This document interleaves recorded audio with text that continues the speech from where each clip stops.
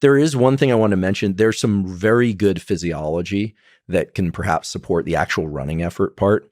These are very new data. We have a study going on with David Spiegel at Stanford looking at how different patterns of breathing can affect heart rate variability. Heart rate variability is good. There's this interesting mechanism that I think most people might not realize, but that medical students learn, that your breathing and your heart rate and your brain are in this really remarkable interplay. It goes like this. When you inhale, this isn't breath work. We're not going to do breath work. But when you inhale, the diaphragm moves down. Yeah. The heart gets a little bigger because there's a little more space in the thoracic cavity. And as a consequence, blood flows a little bit more slowly through that larger volume. And there's a category of neurons, the sinoatrial node, that sees that recognizes that slower rate through that larger volume. It sends a signal to the brainstem, and the brainstem sends a signal back to the heart to speed the heart up. So every time you inhale, you're speeding the heart up. When you exhale, the diaphragm moves up, the heart gets a little smaller, the volume is smaller, blood flows more quickly through the heart, a signal sent up to the brain, and the brain sends a signal back to slow the heart down. This is the basis of heart rate variability.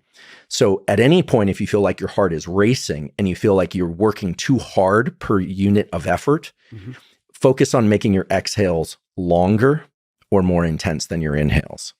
If ever you feel like you're truly flagging, you do not have the energy to get up, it's like, okay, it's time to go, and you're exhausted, you want to draw more oxygen into the system, get your heart rate going faster. Now, some people, when they hear this, probably think, well, this is really obvious, but there's so much out there about breath work and how to breathe and all this stuff, but no one talks about how to do it in real time while you're exerting effort. So this is something like almost like second by second, you can adjust things that just in real time based on how you're feeling, but based on the heart rate. That's right. The experience of the heart rate. That's right. So one thing that could be very efficient, and we're doing some work with athletes now, so these are unpublished data, but if you, while you're running, if you want to get into a nice cadence of heart rate variability, do double inhales while you're running. What this will do is that when you do the double inhale, has the effect of reopening the alveoli of the lungs. Your lungs are filled with tons of little sacs. They tend to collapse as you fatigue. And carbon dioxide builds up in the bloodstream, and that's when we start getting stressed. If you've ever been sprinting, you start getting beat and you're going as hard as you can, what you really need to do is double inhale and reinflate these sacs in the lungs and then offload a lot of carbon dioxide.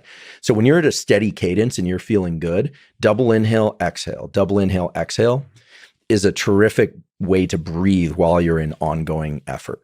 By the way, any recommendations or differences in nose or mouth breathing?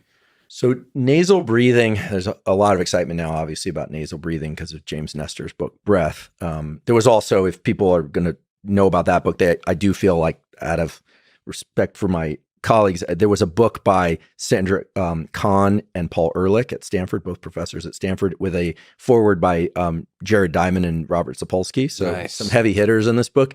And the book is called Jaws, A Hidden Epidemic. And it's all about how nasal breathing is better for us, especially kids, than being mouth breathers under most conditions. For sake of improving immunity, it turns out there's a microbiome in the nose, like all sorts of good stuff about nasal breathing preferentially.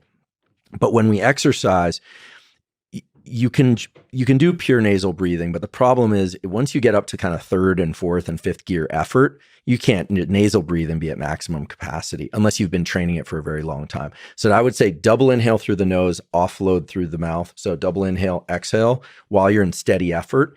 And then if you really feel like you need to gas it and you're pushing, the data show that then just use whatever's there, right? Just go into kind of default mode, because bringing too much concentration to something is also going to spend epinephrine.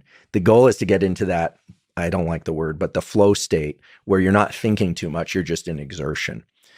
So these are things that can help in the transitions, but I don't think there's any secret breathing technique. Anyone who's been in the SEAL teams will kind of, they'll tell you like, there's no breathing technique, right? There's tools that you can look to from time to time. And these double inhale exhales can be great for setting heart rate variability in very quickly and getting into a steady cadence while you're exercising. But if there's a sprint, like if suddenly you guys are sprinting, ditch the double inhale exhale and just sprint.